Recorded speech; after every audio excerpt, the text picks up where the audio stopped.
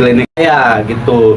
Nah kebetulan perjanjian itu kesepakatan dia dengan dokter Oki itu berselang berapa waktu gitu, cuma 2 hari atau 3 hari gitu. Tapi kemudian oleh majelis hakim disimpulkan itu adalah uang dari yang dedinya BEMS 4 itu uang dari sana gitu. Nah itu yang kami keberatan dengan pertimbangan hukum yang disampaikan oleh majelis hakim tadi gitu. Oke, saya ke Bang Andi dulu. Bang Andi, ini kan terkait putusan undang-undang ITE dan itunya kan nggak ada ya? ITE-nya ada. ITE-nya. Undang-undang ITE-nya nggak. pemerasan dan PPU nggak ada. PPU-nya nggak ada, pemerasannya ada. Menyikapinya gimana, Pak? Iya, baik ya teman-teman media sekalian. Bahwa memang dari awal ya kita sudah mengkaji bahwa terkait masalah tindak pidana pencucian uang itu memang sudah berapa kali kita bahas sama tim bahwa itu tidak memenuhi unsur ya. Ya jelas bahwa itu tidak mungkin akan dipertimbangkan oleh hakim nantinya seperti itu. Tapi Bang, ini akan lebih memudahkan untuk nantinya gugatan ini dalam perbuatan melawan hukumnya. Begini, ya sebenarnya kan saya berkali-kali bilang ya, kalau pidana itu berbeda dengan perdata ya. Kalau pidana ini artinya ada tuduhan kejahatan yang diduga dilakukan oleh kita ini. Kenapa saya katakan bahwa ini adalah diduga? Karena kita menganut asas praduga tidak bersalah ya. Sepanjang belum ada putusan mengikat dan ingkrah orang itu tetap tidak bisa dikatakan bersalah. Tapi itu adalah dugaan ya. Artinya perbuatan pidana yang dilakukan kita ini tidak bisa disamakan dengan, tidak ada kaitannya ya dengan perbuatan perdata. Tapi kalau perbuatan perdata ini sebaliknya, bahwa kita ini menuntut si Reza Gladys ini, di mana di dalam gugatan kami menggugat perbuatan melawan hukum itu karena adanya dugaan bahwa ada perbuatan melawan hukum yang dilakukan oleh Reza Gladys di situ. Salah satunya adalah dia membatalkan secara sepihak itu perjanjian ya, dan kedua adanya dugaan melakukan tindakan-tindakan perbuatan melawan hukum, melakukan penipuan dalam tindak pidana sebagaimana dimaksud di dalam pasal 1328 itu. Jadi rekan-rekan semuanya bahwa kalau mau dikaitkan dengan biasa saja mereka mengaitkan itu, tapi nantilah kita akan buktikan nanti di pengadilan, karena kami yang menggugat maka tentunya beban pembuktiannya itu ada satu kami, dan tidak mungkin kita melakukan gugatan itu kalau kita tidak siap untuk membuktikan seperti itu. Kak Sindu, ini terkait Mail kan tidak masih mikir enggak, saya mau menambahkan dari yang Bang lanjut. Usman ya. Mau menambahkan saja apa yang disampaikan oleh Bang Usman. Nah, terkait tadi percakapan, bukti percakapan yang dijadikan bahan pertimbangan oleh majelis hakim, yaitu 4 liter tadi ya kepada Dr. Oki. Kemudian yang dimaksud adalah di dalam percakapan itu ya, yang dimaksud itu adalah perjanjian brand ambassador antara Dr. Oki dengan Nikita 4 miliar. Nah, di sini hakim menyimpulkan sendiri terhadap barang bukti percakapan tersebut. Nah, padahal barang bukti tersebut harus dijelaskan lagi dengan alat bukti, yaitu apa? Keterangan saksi maupun alat bukti lainnya. Nah, keterangan saksi yang dihadirkan ini yang memang berkaitan dengan barang bukti tersebut ialah Dr. Oki. Dr. Oki sendiri menyatakan bahwa percakapan tersebut yang dimaksud adalah 4 liter itu adalah kesepakatan kerjasama brand ambassador antara Nikita Mirzani dengan Reza Gladys, ditambah dengan alat bukti surat yang kami hadirkan pada pembuktian bahwa ada perjanjian ya brand ambassador sebesar 4 miliar. Nah, di sini hakim tidak mempertimbangkan alat bukti, yaitu keterangan saksi Dr. Oki dan alat bukti surat yang kami hadirkan, sehingga kami anggap hakim ini menyimpulkan sendiri terhadap barang bukti gitu. Bang, ini kan ada pasal yang ibaratnya baru dihadirkan di dakwaan, Bang. Pasal Undang-Undang 69 itu artinya harusnya itu juga tidak terbukti, bahkan ketika itu diubahnya pas dakwaan bang, gimana? Ya kan begini, saya sampaikan berkali-kali, Nikita itu sejak awal ya dituduh melakukan pemerasan ya. Nah pemerasan itu kaitannya dengan pasal berapa? Pasal 368 di KUHP ya. 368 KUHP itu mengatur soal ancaman kekerasan melakukan pemerasan ya. Pemerasan itu dilakukan dengan cara menekan, mengancam atau memaksa dan lain sebagainya.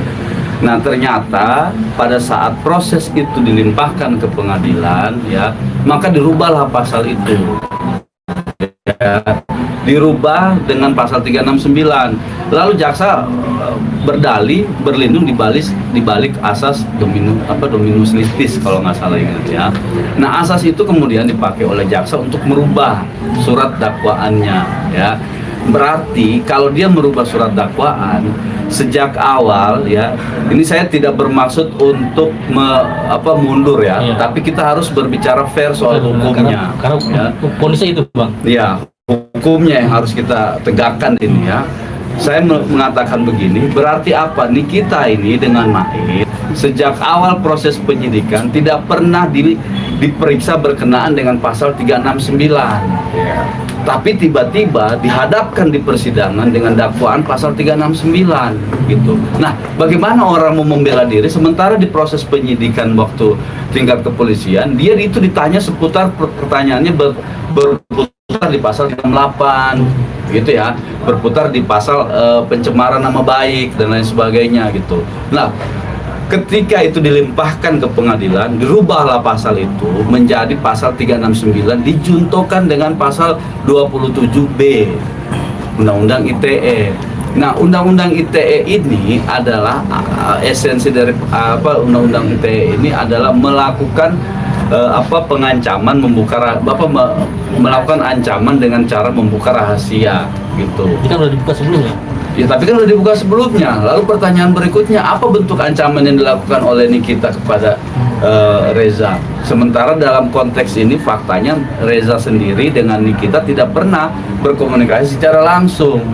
Lalu bagaimana bisa disimpulkan kalau itu adalah sebuah ancaman membuka rahasia gitu. Nah kalau ini dibilang ancaman membuka rahasia, berarti ada sesuatu barang milik dari Reza Gledys ini ya, yang kalau barang itu disampaikan ke publik maka itu akan menjadi ancaman buat Reza Gledys. Misalnya saya di dalam handphone saya nih, saya punya rahasia Anda gitu kan. Nah kalau saya buka rahasia ini di handphone saya ke publik melalui media sosial, maka Anda akan menjadi tercemar namanya, kan begitu. Dan ini sama sekali tidak terpenuhi dalam fakta persidangan gitu. Bahkan hakim sendiri dengan pertimbangan hukumnya sederhana itu gitu loh, pertimbangan hukumnya sangat sederhana. Dikatakan bahwa Nikita karena mempunyai gambar glowing booster cell ya, itu dikatakan sebagai alat untuk mengancam gitu. Ya kalau dibilang ini sebagai alat untuk mengancam, nah pertanyaannya apakah alat ini yang dipakai untuk mengancam ini di dalamnya itu ada sebuah rahasia gitu. Kan tidak ada rahasia di situ lagi. Dia sendiri bilang di bulan Februari di awal-awal Januari tahun 2024 sudah tidak menjual. Berarti kan sudah tidak eksis, sudah tidak bernilai rahasia lagi produk itu gitu. Nah, kalau itu tidak bernilai rahasia lagi, kenapa kemudian disimpulkan itu adalah sebuah barang yang berharga lah gitu. Kan yang berharga itu isinya, konten dari dokumen elektronik atau informasi elektronik ini. Ini sudah nggak ada yang rahasia, apalagi BPOM sudah merilis itu juga skincare yang berbahaya gitu kan. Nah kalau itu sudah berbahaya berarti tidak menjadi rahasia lagi gitu. Oke, kita pakai caranya hakim. Kalau dikatakan Nikita melakukan tindak pidana ini karena menjelek-jelekan atau mengancam siapa akan membuka rahasia terkait dengan produk itu, maka harusnya hakim ini harus memutus bebas di kita karena yang melaporkan legal standingnya nggak jelas, bukan pemilik dari produk itu, bukan yang orang yang diberikan hak oleh hukum untuk melakukan perbuatan terkait dengan produknya yang jelek, apa produknya yang akan dibuka rahasianya. Itu sebenarnya paling ini harusnya hakim berpikir di situ gitu loh. Nah kalau dia menggunakan dasarnya bahwa ini adalah bukan persoalan pribadi, ya tadi saya sebutkan putusan ini putusan yang bertentangan dengan fakta. Reza Gladys bilang ini tidak ada masalah dengan produk, tapi hakim tidak mengambil fakta itu. Dia malah mengambil bahwa fakta ini adalah terkait dengan produk. Oke, kalau begitu Anda kalau mengambil fakta terkait dengan produk, maka harus dilihat siapa legal standingnya, berhak atau tidak melakukan upaya hukum. Lah ini kan jelas. Kalau dibilang yang bermasalah adalah produk, berarti yang harus menggunakan melakukan pelaporan ini adalah direktur atau direksi dari produk itu, perusahaan yang pemilik produk DNA Salmon atau Glavitsa gitu. Bang, tadi Saya pertanyaannya menambahkan belum dijawab. Saya menambahkan Iya. sedikit ruang koreksi juga dengan segala hormat ya terhadap pertimbangan majelis hakim terhadap tadi yang disampaikan oleh Bang Usman tentang subjek hukum. Kalaulah yang dipertimbangkan oleh majelis hakim ini kemudian memutuskan kita ini bersalah ya, membuka rahasia tentang produk. Nah, ahli ITE yang kami hadirkan itu juga memberikan keterangan bahwa produk itu tidaklah yang dimaksud di dalam pasal 27B yang dianggap untuk membuka rahasia. Jadi subjek itu harus orang, bukanlah produk. Nah, ini tambahan ya, bahwa ada keterangan ahli ITE kami yang dikesampingkan oleh majelis hakim di dalam pertimbangannya. Yang kami harapkan di dalam pertimbangannya itu selain entitas subjek hukum yang melaporkan ialah harusnya direksi dari perusahaan, ditambah lagi, didukung lagi dengan keterangan ahli bahwa produk bukanlah yang dijadikan seharusnya objek untuk membuka rahasia itu gitu. Putusan MK juga mengatur soal itu, putusan 105.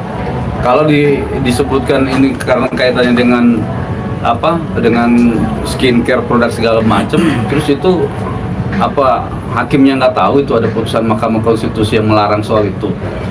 Itu kan putusan Mahkamah Konstitusi tegas terkait dengan hal-hal yang berkaitan dengan perusahaan, dengan pejabat pemerintah dan lain sebagainya, kritik dan lain sebagainya tidak boleh diterapkan kepada orang gitu, diterapkan kepada produk gitu, itu jelas gitu. Nah, banyak sekali sebenarnya ini, makanya kita sampaikan ya, ini sebenarnya menjadi koreksi yang cukup serius ya terhadap proses penegakan hukum ini kita juga.